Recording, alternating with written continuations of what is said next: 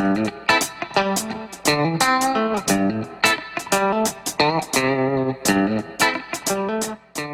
everybody, my name is Marina Guedes, or if you want to say that in English, Marina Guedes. I'm super happy to be here presenting the first English series in our podcast. Yeah, because so far I've been hosting only Portuguese interviews, but now it's a new moment on our show. And I'm even happier to be presenting today this show with Laura Dekker. For those of you listeners who are sailors, cruisers, or yachties, whatever you prefer to call, Laura Dekker might not be a new name for you, right?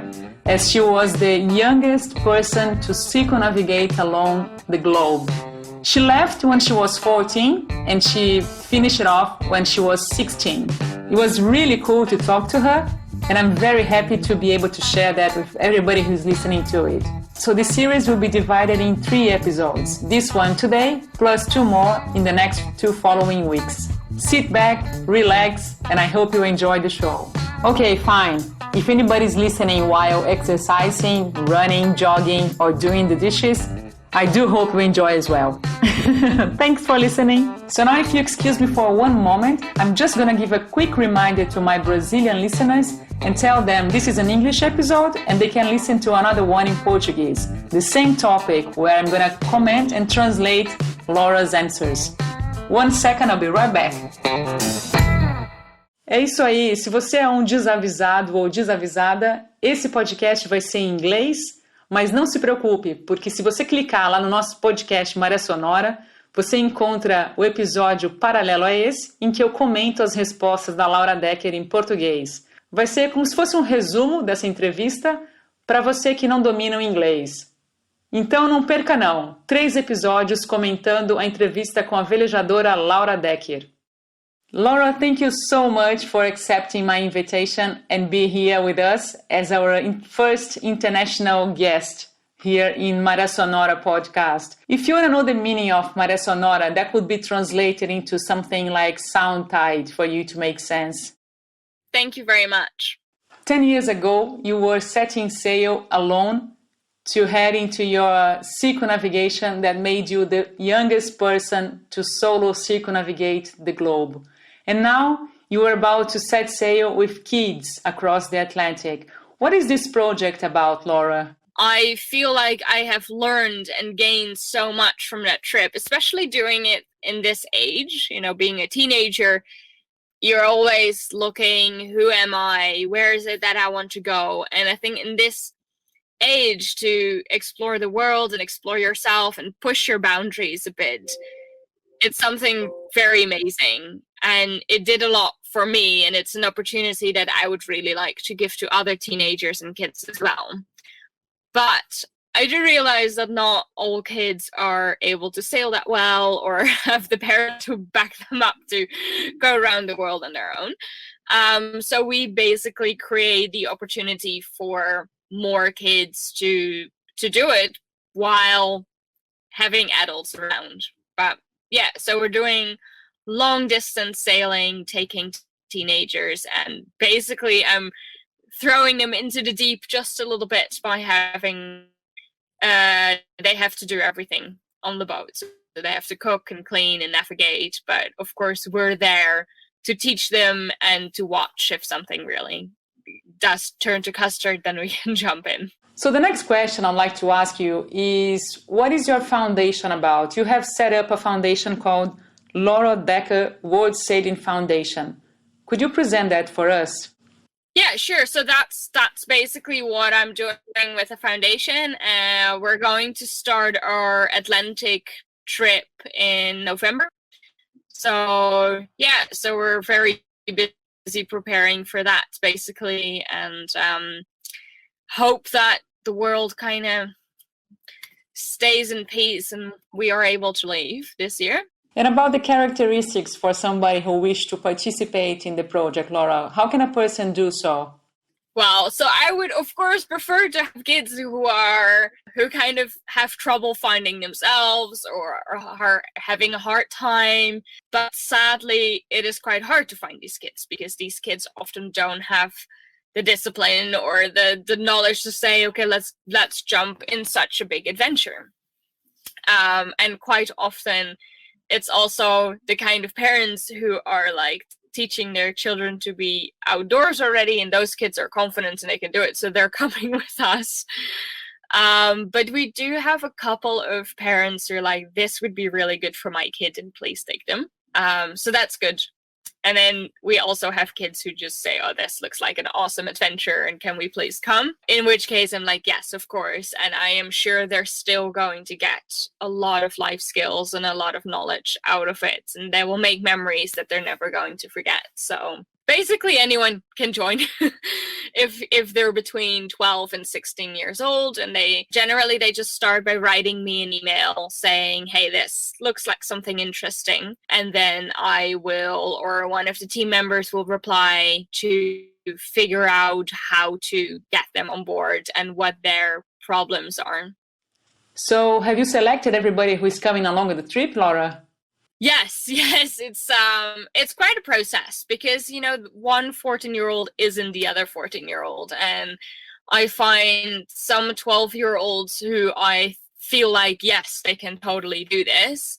And I meet 16-year-olds where I think, I don't think that it would be a good idea. So yes, I do personally talk to each and every one of them to see how they would fit into the program and if the kids would individually fit together. What about if there's anybody out there listening wishing to participate in the trip, Laura?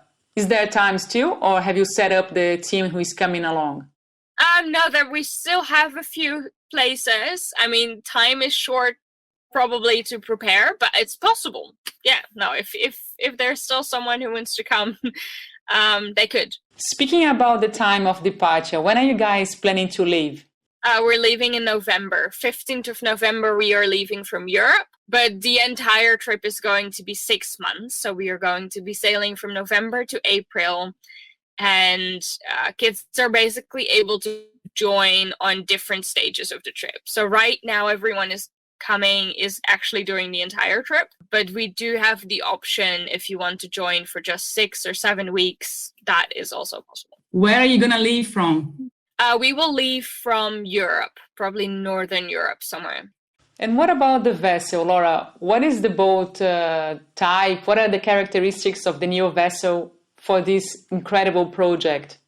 Yeah, so she is a Scorpio 72. She is like a 20-meter catch. And she's fiberglass, which is what I wanted because it's just a lot easier and cheaper to maintain.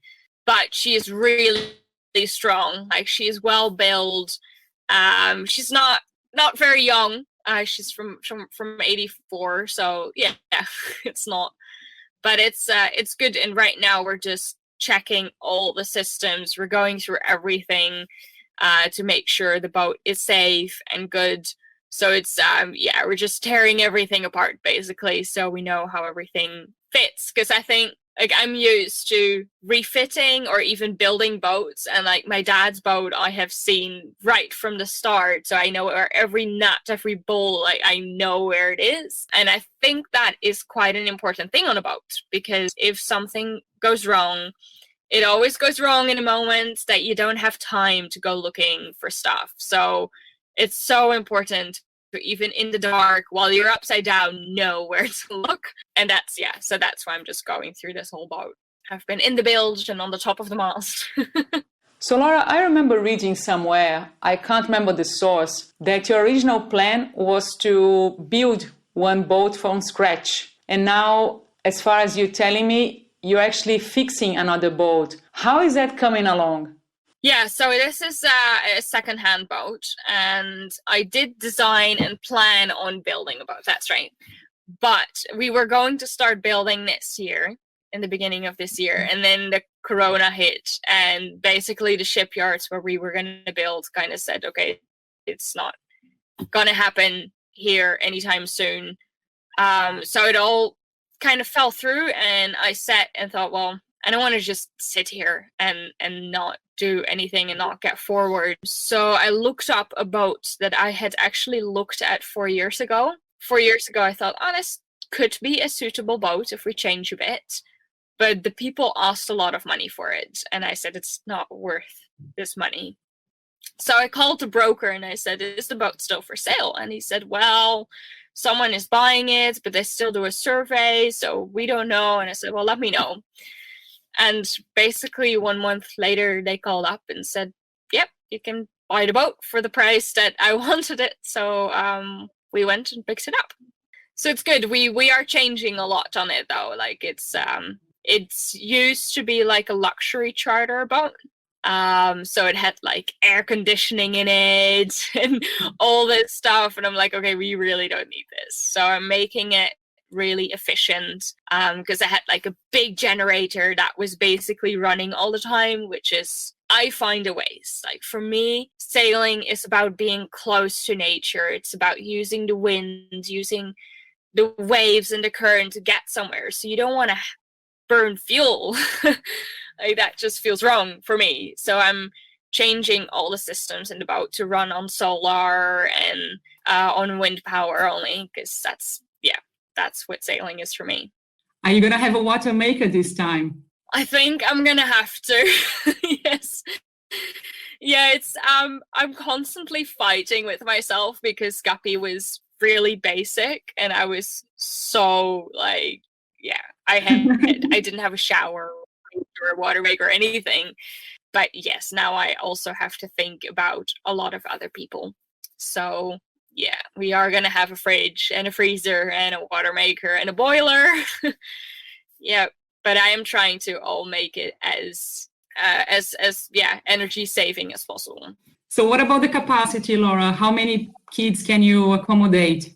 Right now we can accommodate 8, but next year we're going to add 2 extra bunks, and so finally we will have capacity for 10 kids. That's awesome.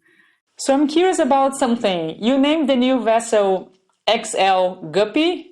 Does it stand for the size? Is it related to the size of your new boat, Laura? Yes.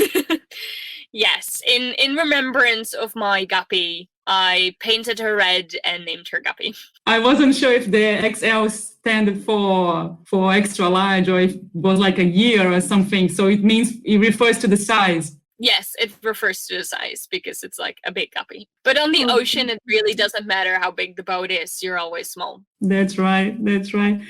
Laura, you seem to be a real big fighter because when you were 13, you had to face the court that kept you from starting your circumnavigation alone for almost 1 year.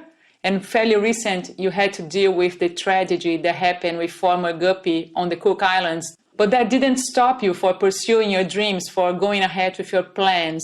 So it's not very hard to conclude that you are a super, super big fighter, Laura. Are you willing to share that philosophy with the kids that you're going to have on board in this new project? Is this something you want to talk about with the teenagers you're going to have on board? Yeah, definitely. I think it's part of the things that that the trip did for me. Like it's definitely in my character, but the trip totally showed me that it's actually through hard times that I grow as a person. And I really got to appreciate difficult moments and things that went wrong on the boat, because when I got out of it, I felt stronger and I felt like, okay, so I can do this. That's cool. And that is something that's quite necessary, I think, especially in this world where for a lot of kids, everything is kind of preset and they're like, okay, you have to go to school, you have to do this, you have to do this, and then you study. Quite often there's even parents and teachers and they say, oh, that's crazy, that's too much work, don't bother, you shouldn't do that. And it's a shame. It's so sad. Quite often I see people that are like in their 30s and they say, oh, I wish I would have followed my dreams when I was younger. Yeah, that's something I really want to encourage, because when you're a teenager and in your 20s, I think that's when you need to pursue your dreams. It's a really good time and place to start. And of course, things go wrong. Like things go wrong all the time. But it's not a problem because it's something that you learn from. So you just heard the first episode with Laura Dekker. Next week on Monday, stay tuned. There will be another one. See you then.